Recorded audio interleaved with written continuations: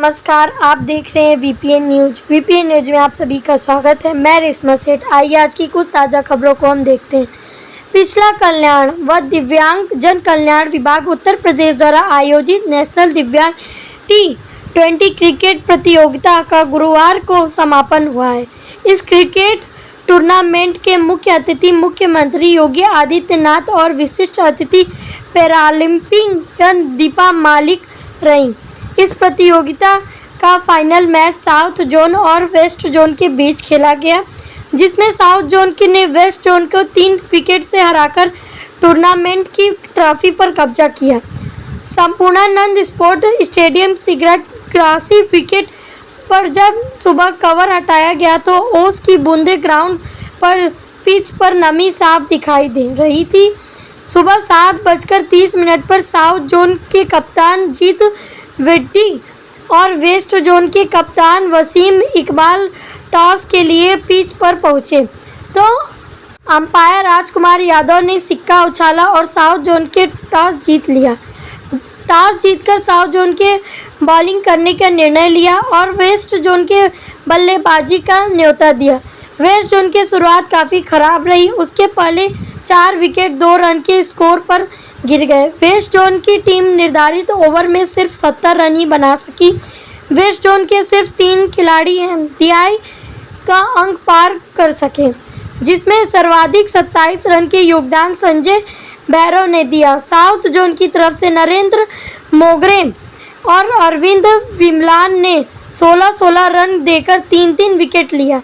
70 रनों के लक्ष्यों के पीछा करके उत्तरी साउथ जोन की टीम भी शुरुआती झटके लगे तो मैच में रोमांच बढ़ गया। साउथ जोन का एक समय 46 रन पर 6 विकेट गिर चुका था, लेकिन शिव शंकर जीएस की 22 रनों की पारी ने साउथ जोन की प्रतियोगिता का फाइनल जीता दिया। साउथ जोन ने 7 विकेट के अनुसार पर 71 रन बनाकर यह मैच जीत लिया। विजेता और उपविजेता खिलाड़ियों के मुख्यमंत्री योगी आदित्यनाथ और पैरालंपियन दीपा मलिक ने सम्मानित किया। और मुझे लगता है कि यह मानवीय सेवा का, ईश्वरीय सेवा का एक उत्तम उदाहरण हो सकता है अगर हम दिव्यांग जनों के साथ अपनी संवेदना को व्यक्त करते हुए उनके साथ खड़े होते हैं। आज के इस अवसर पर मैं विभाग के मंत्री सलील राजभर को धन्यवाद दूंगा कि T20 टूर्नामेंट के माध्यम से इन्होंने इन दिव्यांग जन खिलाड़ियों को, आपने देखा होगा कि ओलंपिक में भी ऐतिहासिक प्रदर्शन देश के खिलाड़ियों ने किया और उनका जिस तरह से सम्मान देश में हुआ जब वो मेडल जीत के आए, जिस तरह से प्रधानमंत्री जी ने उन्हें आमंत्रित किया, उनसे संवाद किया, जो उनका स्वागत हुआ, उसने जो वातावरण देश में बनाया, उसका जो परिणाम है वो पैरा ओलंपिक है। जो पहल प्रधानमंत्री जी ने की और जो स्वागत पूरे देश ने मेडलिस्टों का किया, ओलंपिक के मेडलिस्टों का, उसने एक ऐसे वातावरण का निर्माण किया जिसका पूरा प्रभाव हमारे पैरा ओलंपिक पर पड़ा। और कारण 54 प्रतिभाग करने के लिए हमारे खिलाड़ी गए। 54 में 18 खिलाड़ियों ने मेडल जीतने का काम किया। ये अब तक का सबसे बड़ा प्रदर्शन है। सरकार पूरी तरीके से खेल के प्रति, दिव्यांगों के प्रति पूरी तरीके से संवेदनशील है और आज का ये आयोजन जो प्रधानमंत्री जी के जन्म दिवस और उनका जो आज की तारीख में उन्होंने पहली बार गुजरात के मुख्यमंत्री के रूप में उन्होंने जो शपथ लिया था, आज उनकी वो तारीख है, तो 20 वर्ष का जो उनका लंबा इस देश को बनाने में जो समय उन्होंने दिया है, एक उदाहरण प्रस्तुत किया देश दुनिया के सामने।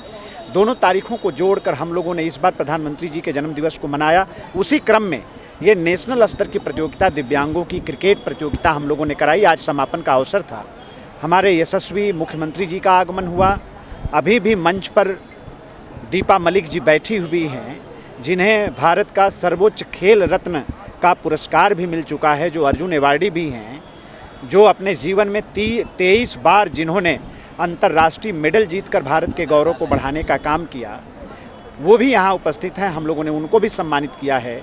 तो मैं समझता हूँ कि इस तरह के आयोजन अभी मुख्यमंत्री जी ने घोषणा भी की कि जैसे ओलंपिक के मेडलिस्टों का स्वागत लखनऊ के अंदर किया गया था, उसी तर्ज पर हम पैरा ओलंपिक के भी मेडलिस्टों का स्वागत योगी जी की सरकार, भाजपा की सरकार, उत्तर प्रदेश की सरकार बहुत जल्द करने जा रही है।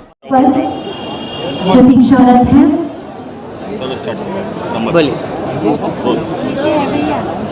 काशी में है एक ऐसा दीपक जिसके बारे में कुछ भी कहना सूरज को दिया दिखाने जैसा ही बहुत है। खुशी हूँ, नवरात्रि की इससे बेहतर शुरुआत नहीं हो सकती थी।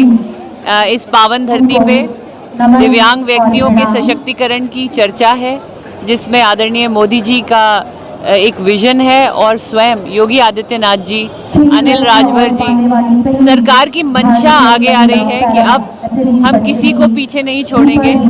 हमारे भारत के, नए भारत के, इंडिया एट 75 के स्वरूप में हर व्यक्ति का सशक्तिकरण होगा, हर व्यक्ति को बराबर की अपॉर्चुनिटी दी जाएगी और ये उसका साक्षात स्वरूप है कि दिव्यांगों का सशक्तिकरण खेलों के माध्यम से और बेहतर हो ही नहीं सकता। उसकी पहचान बदलती है, उसे बाहर आने का अवसर मिलता है, उसे देश के लिए, प्रदेश के लिए खेलने का अवसर मिलता है, उसको अपने स्वास्थ्य को निखारने का अवसर मिलता है और साथ ही अपने तिरंगे की शान बढ़ाने का अवसर मिलता है।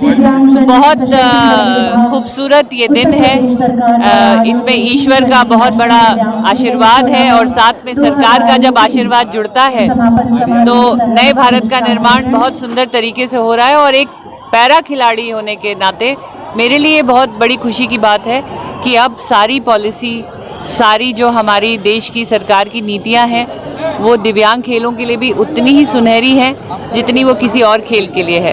क्या लगता है दिव्यांग?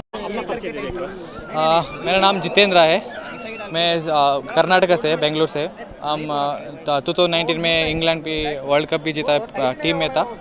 सो मैं ऑलराउंडर हूँ। जितेंद्र जी, आज आपकी टीम विजेता हुई है। हाँ, और ये नेशनल जो खेल है दिव्यांगों का, वो पहली बार जीता होगा। क्या अनुभव रहा आपका? ये अच्छा अनुभव था। एक ग्राउंड सभी फैसिलिटीज अच्छा रहा था। I mean stay, food, ground सभी अच्छा रहता था।